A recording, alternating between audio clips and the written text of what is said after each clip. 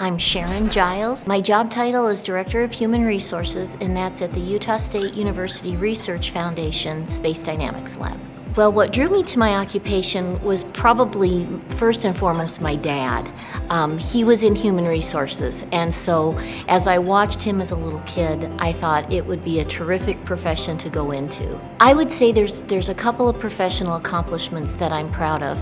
Probably the one that I'm most proud of is the development of my team and others, and I think that's just an opportunity. As the older I get, the more I realize that that's just an amazing thing to make a difference for the people that are coming up in the occupation. I would say the key attributes and traits of a successful professional are first and foremost honesty and integrity, because without that we're sort of bad off. Secondly, I'd say listening from the other person's chair.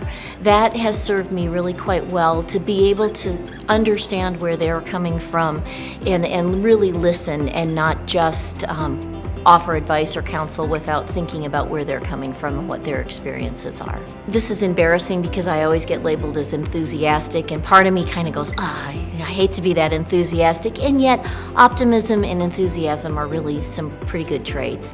I would say the other thing from a leadership style is I believe, as I mentioned earlier, in the development and the exposure and the things that get my team that visibility instead of me. So it's kind of empowering others and giving others opportunities to be seen by folks. Being a woman is an asset in our industry because it's a unique perspective, and I think there's things that we may process information differently and approach problems differently that rounds out the whole equation and leads to better solutions.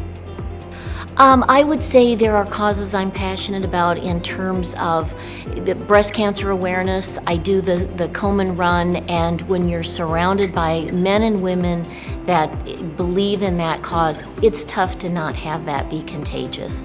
I would think literacy is another cause. I'm an avid reader, and I think it's just so important for all of us to journey on that whole learning and self-development. It's just part of the important part of being a human being is continuously learning. The person that I admire most is a list of people. I have been very blessed to have a lot of neat people in my life. The one that I get choked up is my dad. My dad was in human resources, and I learned a lot from him. I think that's part of why I went into the field. I also learned a lot from my mom. My mom is real caring in a very quiet sort of way, and so both of them combined, it's just a neat foundation on which to build. I would say I learn a ton from my husband because he's a leveling factor. So you get me who's kind of a little bit out there, and you get him who's calm, and nothing is a crisis. That has been really good.